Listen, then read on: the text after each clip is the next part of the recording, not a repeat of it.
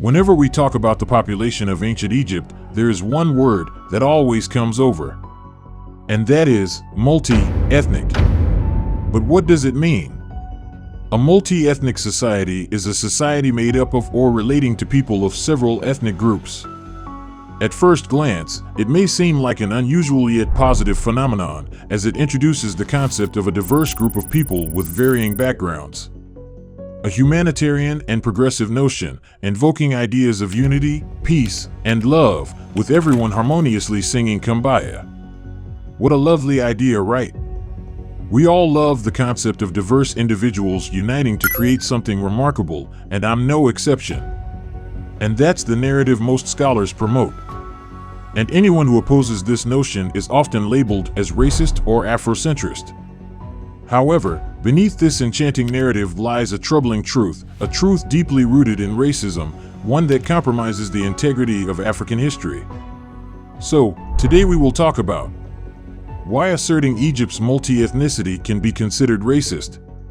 When we hear multi-ethnic, most of us think of people of different races or a multiracial civilization. But is it true? What is an ethnic group? An ethnic group is a group of people who are considered to be the same in some or multiple ways. They may all have the same ancestors, speak the same language, or have the same culture, which could sometimes include religion. They often live in the same or surrounding area.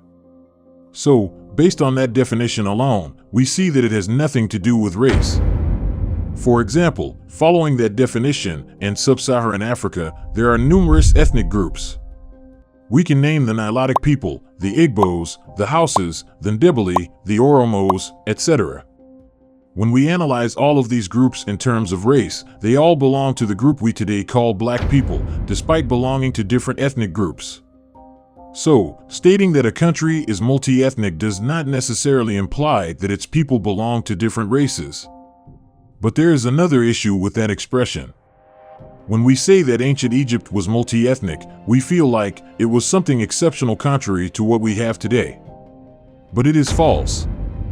We tend to think that most people in most countries belong to the same ethnic group, but that's not true. While it is true that sometimes nearly all of a country's population shares the same ethnic group, this is not a universal truth. Usually small countries can have one ethnic group. But often, countries have several different ethnic groups, or the people of one ethnic group may live in several different countries. For example, in Nigeria, there are the Yorubas, the Igbos, the Hausas, the Ongas, the Kanimbas, etc. And in Niger we also have Hausas. And they are all Black people. In Germany, one can find Germanic peoples, Croats, Dutch, Serbs, Polish Austrians, etc., all categorized as white individuals. Basically, most modern countries are actually multi-ethnic. So, it has absolutely nothing exceptional. The diversity of a country evolves over time due to factors such as wars, invasions, genocides, and diseases.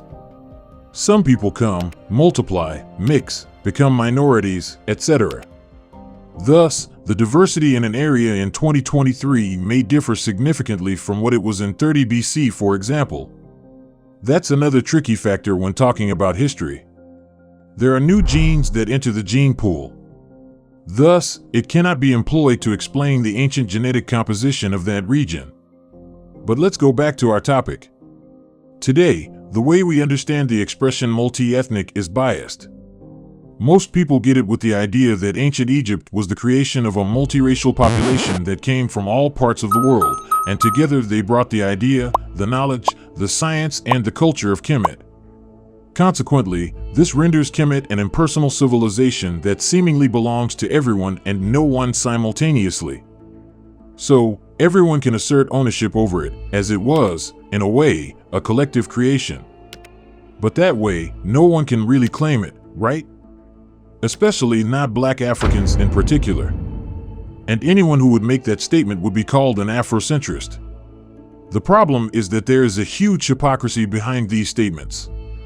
When we look carefully, we notice that this narrative only applies to Kemet, not to other ancient civilizations, even though it is even more applicable to them than to Kemet. The latest debate about Cleopatra's ethnicity is a perfect example. Following the logic promoted by those who feel offended by the latest Netflix show, ancient Greece was a European civilization. Europeans are white people, thus, all Greeks were pale-skinned and pure white, making it the creation of these white European Greeks. We completely forget that Europe wasn't a white continent in its beginnings. We also have to keep in mind that ancient Greece wasn't a civilization like Kemet with a centralized power. It was constituted of numerous city-states, which implies many ethnic groups. When we study ancient Greek history and genetics, we notice that their civilization was made of numerous people coming from Africa, the Middle East, Asia, and Northern Europe. In other words, a multi-ethnic civilization. But we never hear people claim that it was a multi-ethnic civilization. It's always a white civilization made of pure white European Greeks. And the same thing also applies to ancient Rome. Rome has been created by the Etruscans, a specific ethnic group. But there were other groups around who became Romans. But we never hear anything about Rome being a multi-ethnic civilization. It is a white European civilization, that's all. Even though many evidence point at the fact that some of these people of Rome may have been black or dark-skinned people, especially these Etruscans, for example. But when it is about ancient Egypt, then all of a sudden, it can't be a black African civilization. It must be multi-ethnic, with Greeks, Romans, Asiatics, or as some love to say Mediterranean, and Middle Eastern populations being among the founders and builders. Some even state that the fact that the northern border of Egypt reaches the Mediterranean Sea, it means that we must consider modern Mediterranean people as its founders and rulers. Thus, they looked like Mediterranean people. This might appear amusing, given that the ancient Egyptians constructed the Great Sphinx amidst the pyramids as a reminder of their identity. Yet, individuals often overlook this evidence, instead using the visages of modern Mediterranean people to suggest that they were the architects of the pyramids. Do you notice the contradiction? But let's go back to our topic. Why does saying that Egypt was multi-ethnic is problematic? Well, that statement implies that everyone came and created that civilization, making it completely impersonal. It belongs to everyone and to no one at the same time. But is it true? Do the creators of ancient Egypt really came from everywhere? Or at least from the Mediterranean area? I precise that I'm talking about the creators, because that's all that matters. I have heard theories about the ancient people coming from the Middle East, from Mesopotamia, or being European Atlanteans, or even aliens. Is it true? My savvy followers already know the answers to these questions. I have treated them in the following videos. But let's look at it through a different angle. Who were the builders of that civilization? But first, what is a civilization? Prominent social scientists like V. Gordon Childe have identified several distinguishing traits that set civilizations apart from other societal forms. Civilizations have been distinguished by their means of subsistence, types of livelihood, settlement patterns, forms of government, social stratification, economic systems, literacy, and other cultural traits, like cultural identity. Meaning a state-based decision-making apparatus, a literature, professional art, architecture, organized religion, and complex customs of education, coercion, and control associated with maintaining the elite. Therefore, to prove that ancient Egypt was a multi-ethnic, or more precisely, multiracial civilization on its core, we need these specific elements to originate from various ethnic groups.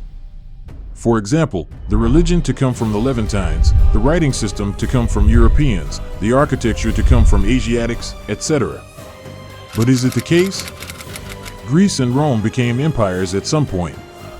They encompassed parts of Africa and Asia, but do you ever hear people say that these were multi-ethnic civilizations? No. Because we all know that despite that late melting pot, it was created in a specific area by a specific group of people. There is never a debate about it. But why does that rule don't apply to ancient Egypt? Let's play a game and analyze the origins of the elements that define the Egyptian civilization.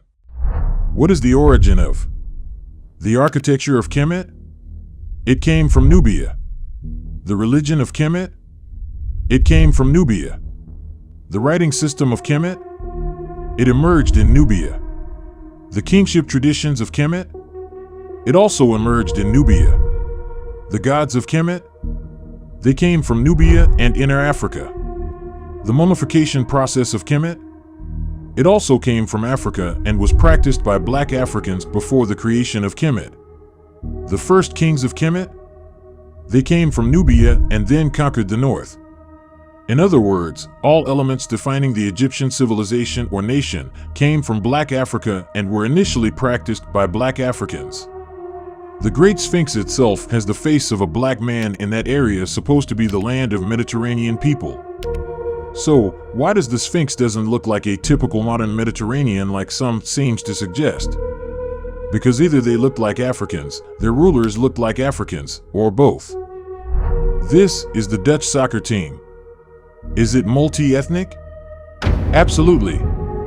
However, would you ever assert that the Dutch civilization or nation is genuinely multi-ethnic, implying that it was established by individuals from all these diverse ethnicities? Let's be honest. Between me and you know that the answer will be absolutely not. It's clear that it was established by European Dutch and later absorbed other groups through processes such as colonization, migration, and immigration. Similarly, ancient Egypt underwent multiple invasions and occupations by non-African groups, events that triggered genetic and phenotypic alterations, corroborated by numerous scientists. In other words, it was created by indigenous Africans coming from numerous southern African ethnic groups and who were perfectly adapted to their tropical environment, implying that these individuals were black people originating from Africa, residing in a region that remained exclusively populated by individuals of African descent. Despite all this evidence, the global narrative remains that Egypt was a multi-ethnic or multiracial civilization that belongs to everyone. Why? Because it's very hard for many people to imagine black Africans building something that wonderful. So, there must be some non-black people involved in the making of that jewel to help them. A very condescending attitude. And this, my friends, is why saying that ancient Egypt was a multi-ethnic civilization can be considered racist. To conclude, I think the best way to formulate it is by saying this. Kemet was a black African civilization with a multi-ethnic society. A society being the aggregate of people living together in a more or less ordered community. The nation of Kemet was a black African nation that, just like many modern countries today, attracted people from different places and races. A great evidence of this comes from ancient Greek records who all stated that the Egyptians were black people related to the Ethiopians. But let's not forget that they also depicted them that way too.